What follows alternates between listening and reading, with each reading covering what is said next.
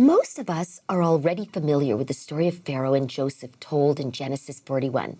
The story of Joseph's divinely dictated interpretation of Pharaoh's dreams is a rich source of material for many Sunday school and family home evening lessons and full-length feature cartoon epics. That said, few, if any, among us are likely to be prisoner prophets or absolute monarchs. This time, reading Genesis 41, the butler's role hit closer to home. A regular professional, part of a big organization whose life is dedicated to service, the butler is a person who has made serious mistakes, broken promises, but who, by choosing a path less safe and less easy, is able to help save a kingdom. So let's step back into chapter 41, but this time from the butler's perspective. Pharaoh was a tough boss.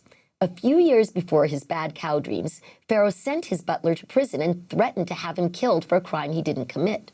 In prison, the butler was troubled by a dream, and Joseph, who was imprisoned with the butler, interpreted the dream. In return, Joseph asked only that the butler remember him. The butler did not. He got back to his life and back to his job, and I'm sure things just got busy. Days turned into weeks, weeks turned into months. The moment never seemed quite right to bring up that Hebrew slave locked away in the royal dungeon. But in Genesis 41, the butler sees Pharaoh infuriated, this time by his paid cadre of wise men and magicians who are failing to offer any enlightenment or understanding of his fearful dreams. And he is faced with a choice. The butler knows he's blown it. The one thing Joseph asked was not to be forgotten. It is 2 years later. The butler definitely forgot. The safest choice for the butler at this point would have been to quietly listen, commiserate with his boss, and keep his head down. If he stays quiet, nobody would ever be the wiser. Joseph would stay powerless in jail. Pharaoh will stay mad at people other than the butler. And bringing Joseph up could result in an angry Joseph, an angry Pharaoh, or both. Nevertheless, the butler now recalls to Pharaoh how Joseph correctly interpreted his fellow inmates' dreams, anticipating their disparate fates with accuracy and nuance. The butler speaks up. "I do remember my faults today," he exclaims, acknowledging that he has fallen short. This type of forgetfulness, be it a promise of grabbing lunch or an email left in our inbox for too long without a response, is common to many of us.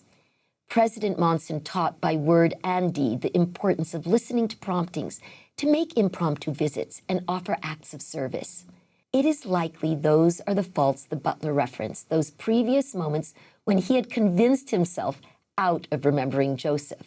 Though he knew he should, I'm sure he must have had many other things on his plate, serving in the Pharaoh's palace as he did. But in this moment, he chose to no longer tuck away those memories of the fellow prisoner who had given inspired interpretations of his dreams and others. The butler remembered, and more importantly, he acted. It must have been embarrassing to acknowledge he'd forgotten to show any gratitude to the man who had offered him comfort and guidance in prison. But the butler still shared the experience with Pharaoh. "There was there with us in prison a young man, an Hebrew servant to the captain of the guard. We told him, and he interpreted to us our dreams, and as he interpreted to us, so it was." For all the butler's imperfections, Pharaoh must have learned to trust the butler since he'd been released from prison, because promptly after hearing the recommendation, Pharaoh sent and called Joseph, and they brought him hastily out of the dungeon. The butler was not one of the learned men of Egypt. He wasn't a priest or a wise man.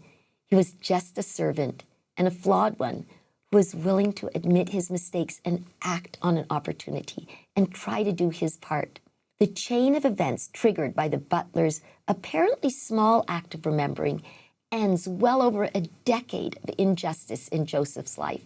It also provides access to prophetic vision to a king and plays a critical role in saving not just Egypt, but also Israel from the ravages of 7 years of famine. The fate of nations probably do not hinge on our choice to humble ourselves and finally respond to that email, make that overdue phone call, or give a belated apology. But our lives and the lives of others will be brighter and better if we learn from both the good and bad examples of Pharaoh's butler found in chapter 41 of Genesis.